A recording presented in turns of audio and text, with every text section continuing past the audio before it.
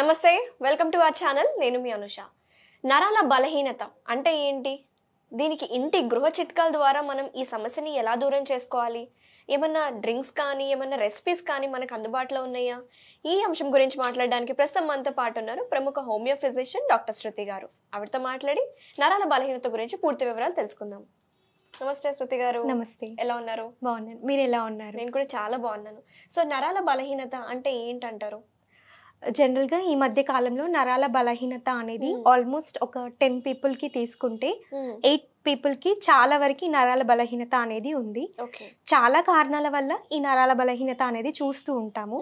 నిద్ర లేకపోవడం, అలాగే ఎక్కువగా ఆల్కహాల్ కన్జంప్షన్ చేయడము, స్మోకింగ్, అలాగే కొన్ని రకాల హెల్త్ డిసీజెస్ వల్ల ఈ నరాల బలహీనత అనేది రావచ్చు. అలాగే అరికాలలో మంటలు, తిమ్మిర్లు, పొడిచినట్టుగా ఉండడము, స్పర్శ కోల్పోతూ ఉండడము, ఇవన్నీ కూడా నరాలలో మైలిన్ షీట్ అనేది ఉంటుంది.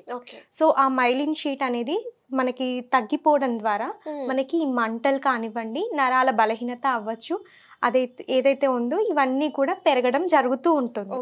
సో వీటన్నింటిని నియంత్రించడానికి మన ఇంట్లో ఉండే చిన్న చిన్న చిట్కాల ద్వారా డాక్టర్ని సంప్రదించే కంటే ముందుగానే కొద్దిగా ఈ పదార్థాలతో గనుక మనం రెక్టిఫై చేసుకున్నట్టయితే కొంతవరకు ప్రివెంట్ చేసుకోవడానికి అవకాశం ఉంటుంది. ఓకే.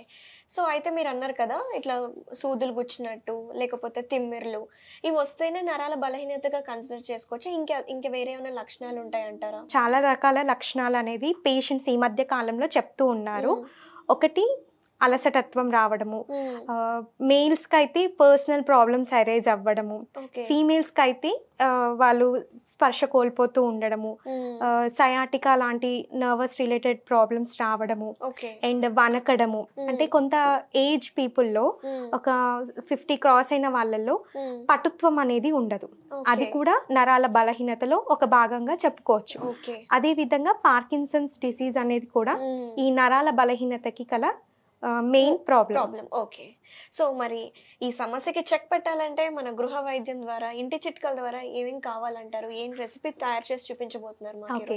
సో ఇంట్లో ఉండే ఇంగ్రీడియంట్స్ తోనే మనం రోజువారీ దొరికే, ఇంట్లో మనం రోజు లైక్ యూజ్ చేసే వంటల్లో యూజ్ చేసే ఇంగ్రీడియంట్స్ తోనే ఈ నరాల బలహీనతని ఆల్మోస్ట్ ఒక 20 to 40% వరకు మనం వితౌట్ కన్సల్టేషన్ ఆఫ్ డాక్టర్ని సంప్రదించక ముందుకే మనం రెక్టిఫై చేసుకోవడానికి అవకాశం ఉంటుంది.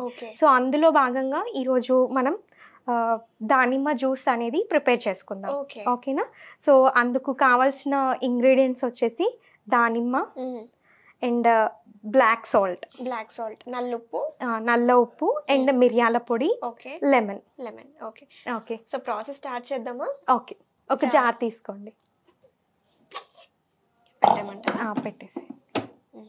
సో నరాల బలహీనతకి ముఖ్యంగా మనం ఏ ఫ్రూట్ తీసుకోలేదు, దానిమ్మ గింజలు ఎందుకు తీసుకున్నాము? సో దానిమ్మ గింజలలో అన్ని రకాల పోషక విలువలు ఉంటాయి. సో ఇదేంటంటే డైలీ గనక ఒక 3 దానిమ్మ పళ్ళని తీసుకుంటే, ఉదయం, మధ్యాహ్నం, రాత్రి, ఈ 3 పూటలా తీసుకున్నట్టయితే రక్తహీనత, అలాగే నరాల బలహీనత, మనకి శరీరంలో ఉండే వివిధ రకాల ఎలిమెంట్స్ ఏవైతే ఉంటాయో మినరల్స్ డెఫిషియన్సీస్ అంటారు. సో సోడియం, పొటాషియం, కాల్షియం ఇలాంటి డెఫిషియన్సీస్ కూడా ఈ దానిమ్మ గింజలు తీసుకోవడం ద్వారా తగ్గడం అనేది జరుగుతుంది. అండ్ మెయిన్గా ఇందులో విటమిన్ B6 ఉంటుంది, నియాసిన్ అండ్ రాబోఫ్లేవిన్ ఇవన్నీ ఉండడం వల్ల మనకి నరాల బలహీనత అనేది కంట్రోల్ రావడం అనేది జరుగుతుంది. ఫస్ట్ జార్లో ఈ దానిమ్మ గింజలు తీసుకోవాలి. Next black salt. సో ఈ బ్లాక్ సాల్ట్ ఎందుకు తీసుకుంటాము అని అంటే, జనరల్గా హెల్త్ బెనిఫిట్స్ పరంగా చూసుకున్నట్టయితే నార్మల్ అయోడైజ్డ్ సాల్ట్ కన్నా బ్లాక్ సాల్ట్లో సోడియం లెవెల్స్ అనేది చాలా వరకు కంట్రోల్డ్గా ఉంటాయి. సో ఇందులో పొటాషియం లెవెల్స్ ఎక్కువగా ఉంటాయి. పొటాషియం అనేది మనకి మినరల్. ఓకేనా? సో ఈ ఎలిమెంట్ ద్వారా మనకి నరాలలో పటుత్వం అనేది రావడం జరుగుతుంది. సో ఇందులో బ్లాక్ సాల్ట్ లో పొటాషియం ఉంటుంది, అలాగే మనం తీసుకున్న దానిమ్మ గింజలలో కూడా పొటాషియం అధికంగా ఉంటుంది. మరి మీరు ఒక ఫ్రూట్ తీసుకోవాలి, 3 పూట్ల తీసుకోవాలి, పొద్దున, మధ్యాహ్నం, సాయంత్రం. సో దానిమ్మ గింజలు జ్యూస్ చేసుకుంటే మంచిదంటారా, లేకపోతే ఫ్రూట్ రూపంలో తీసుకుంటే మంచిదంటారా? జనరల్ గా దానిమ్మ గింజల్ని నమిలి మింగడం ద్వారా వచ్చే బెనిఫిట్స్ అనేది చాలా ఎక్కువగా ఉంటాయి వెన్ కంపేర్ టు జ్యూస్ లాగా తీసుకున్నప్పుడు. కానీ కొంతమందికి ఏంటంటే దానిమ్మ గింజల్ని నమలడం ద్వారా కొంచెం మౌత్ అంతా రెడ్గా అవుతుంది, అనీజీగా ఉంటుంది, ఆ ఫ్లేవర్ అంత ఎలాగో ఉంటుంది. కొందరు పిల్లలు కూడా సహించరు. సో పెద్దవాళ్ళు కూడా కొందరికి దానిమ్మ గింజలు అంటే నచ్చదు. సో మంచి చేసేది ఎప్పుడు కూడా నచ్చదు కదా. సో కాబట్టి ఏంటంటే అలా మనం ఇవన్నీ యాడ్ చేసేసి లిక్విడ్ రూపంలో కనుక తీసుకున్నట్టయితే మనం వాటర్ లాగా కన్సంప్షన్ చేసినా కూడా మనకి డీహైడ్రేషన్ కూడా తగ్గడానికి అవకాశం ఉంటుంది. సో అన్ని రకాలుగా చూసుకున్నా మనకి ఎటువంటి చెడు చేయదు కాబట్టి బెనిఫిట్ అనేది ఎక్కువగా ఉంటుంది. సో కొద్దిగా బ్లాక్ సాల్ట్. ఈ బ్లాక్ సాల్ట్ లో సోడియం లెవెల్స్ కంట్రోల్డ్ ఉంటాయి.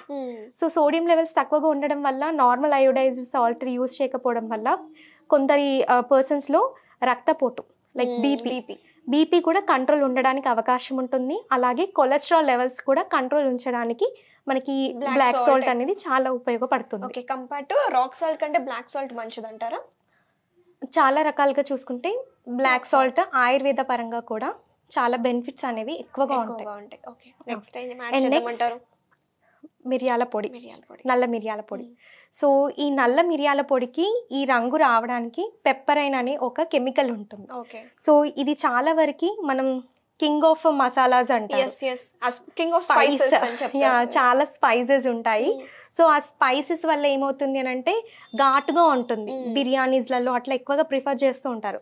కొంతమంది తీసేస్తూ ఉంటారు, తినలేరు, ఘాటు ఎక్కువగా ఉంటుంది కాబట్టి. ఓకేనా.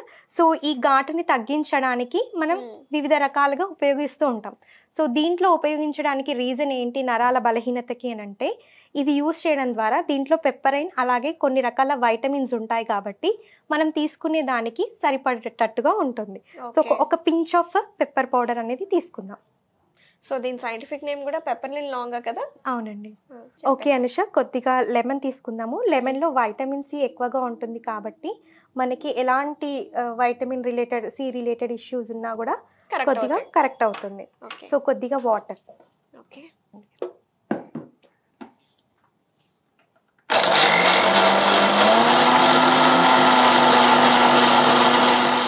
ఓకే అనుష, రెడీ అయిపోయింది. సో చూసారా ఆ ఫ్లేవర్ ఎట్లా తెలుస్తుందో? సో ఈ మిరియాల పొడి వల్ల బ్లడ్లో ఉండే కొలెస్ట్రాల్ లెవెల్స్ అనేది కరిగిపోయి చాలా వరకు ఈ బలహీనత అనేది నరాల బలహీనత అనేది కంట్రోల్ అవ్వడానికి అవకాశం ఉంటుంది. సో చాలా వరకు ఇది స్ట్రెయిన్ చేయకుండా కూడా తీసుకోవచ్చు. కాకపోతే ఫైబర్ ఎక్కువగా ఉంటుంది. నరాల బలహీనతకి ఎంతో చక్కగా ఉపయోగపడే ఇంటిలో ఉండే ఒక ఇంగ్రీడియంట్ ద్వారా మనకి అన్ని ప్రాబ్లమ్స్, మెయిన్గా నరాలకు సంబంధించిన చిన్న చిన్న ప్రాబ్లమ్స్ అన్ని రెక్టిఫై అవ్వడానికి ఈ అద్భుతమైన డ్రింక్ అనేది రెడీ అయిపోయింది. Very nice. ఓకే. సో చూసారు కదా వ్యూవర్స్, నరాల బలహీనత సమస్యతో బాధపడే వాళ్ళకి ఈ దానిమ్మ జ్యూస్ చాలా సింపులే అనిపించవచ్చు, కానీ దీంట్లో మంచి మంచి న్యూట్రిటివ్ వాల్యూస్ ఉన్నాయి, మినరల్స్ ఉన్నాయి. అధికంగా పొటాషియం ఉండడం వల్ల ఇది నరాల బలహీనతకి చాలా ఉపయోగపడుతుందండి. అది మాత్రమే కాకుండా మనం పెప్పర్ని యాడ్ చేస్తున్నాం. పెప్పర్ అనేది దీంట్లో కీ రోల్గా పనిచేస్తుంది. సో మీరు కూడా తప్పకుండా ట్రై చేయండి. మళ్ళీ నెక్స్ట్ వీడియోలో కలుద్దాం. థ్యాంక్ యూ శృతి గారు, మా స్టూడియోకి వచ్చి మంచి డ్రింక్ని పరిచయం చేసినందుకు ధన్యవాదాలు. ఓకే.